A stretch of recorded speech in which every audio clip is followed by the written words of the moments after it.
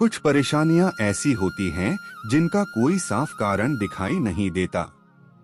मेहनत पूरी होती है, नियत भी सही होती है, फिर भी काम आखिरी वक्त पर अटक जाता है। कभी लगा है कि जैसे कोई अदृश्य दीवार सामने खड़ी हो गई हो, ना कोई दुश्मन ना कोई गलती, फिर भी रास्ता बंद। शास्त्र कहते हैं हर बाधा इस दुनिया की नहीं होती, कुछ रुकावटें ऐसी होती हैं जो दिखाई नहीं देती, लेकिन उनका असर बहुत गहरा होता है और उनका संबंध उन लोगों से होता है जिन्हें हम अक्सर भूल जाते हैं। जब किसी अपने की मृत्यु होती है तो हम उसका शरीर अग्नि को समर्पित कर देते हैं। 13 दिन के बाद जीवन फिर सामान्य हो जाता है, हंसी लौट आती है, काम शुरू हो जाते हैं, लेकिन आत्मा की यात्रा अभी पूरी नहीं होती। गरुड़ पुराण कहता है मृत्यु के बाद आत्मा एक सूक्ष्म अवस्था में रहती है, न वह पूरी तरह इस लोक में होती है न पूरी तरह परलोक में। उस समय उसे सबसे ज्यादा जरूरत होती है स्मरण की, सहारे की, मार्गदर्शन की। यही कर्म श्राद्ध कहलाता है। श्राद्ध कोई दिखावा नहीं है, यह कोई डर से किया गया कर्म नहीं है, यह बस इतना कहने का तरीका है हम आपको भूले नहीं हैं। अब जरा सोचिए, अगर कोई आत्मा यह अनुभव करे कि जिनके लिए उसने जीवन भर सब कुछ किया वे अब उसे याद भी नहीं कर रहे, तो उस आत्मा की स्थिति क्या होगी? वह क्रोधित नहीं होती, वह बदला नहीं लेती, लेकिन वह अपूर्ण रह जाती है। जब श्राद्ध नहीं होता तो आत्मा को वह सूक्ष्म ऊर्जा नहीं मिल पाती जो उसे आगे बढ़ने में सहायता करती है। उसका मार्ग कठिन हो सकता है, वह न पूरी तरह पितृलोक की ओर जा पाती है, न ही अगले जन्म की प्रक्रिया सहज होती है। यहीं से एक सूक्ष्म असंतुलन पैदा होता है। शास्त्र इसे श्राप नहीं कहते, वे इसे संकेत कहते हैं।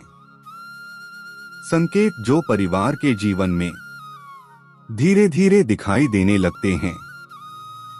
काम बनते बनते टूट जाना, मेहनत बहुत फल अधूरा, धन आता है लेकिन टिकता नहीं, पीढ़ी दर पीढ़ी एक जैसी परेशानियां दोहराई जाती हैं।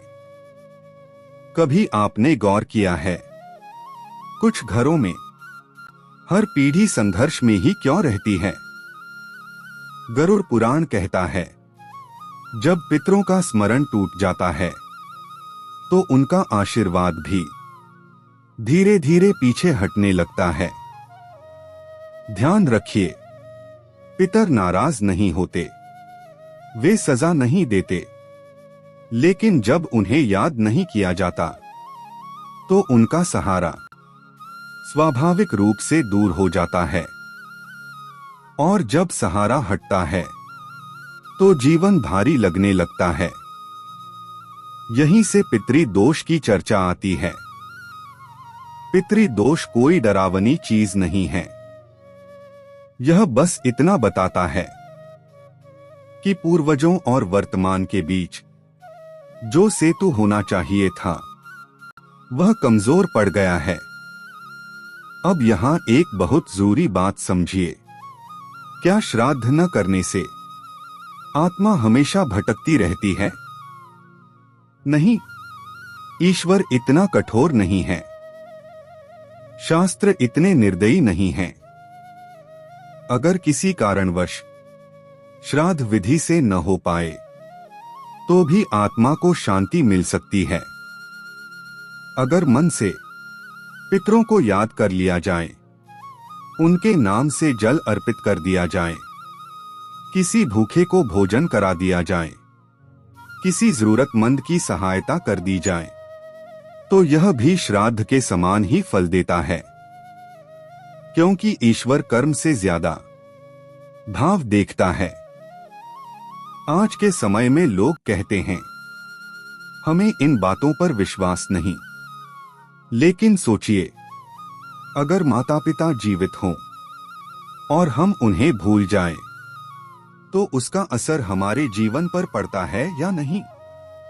ठीक उसी तरह पूर्वजों को भूलने का असर सूक्ष्म रूप में जीवन पर पड़ता है। श्राद्ध डर से नहीं किया जाता, श्राद्ध कृतज्ञता से किया जाता है। यह कहना होता है, आप हमारे अतीत हैं और हम आपका सम्मान करते हैं। और जो व्यक्ति अपने अतीत को सम्मान देता है, उसका भविष्य कभी अकेला नहीं होता। अंत में एक बात याद रखिए, पितर इंतजार करते हैं, नाराजगी में नहीं, शांति में।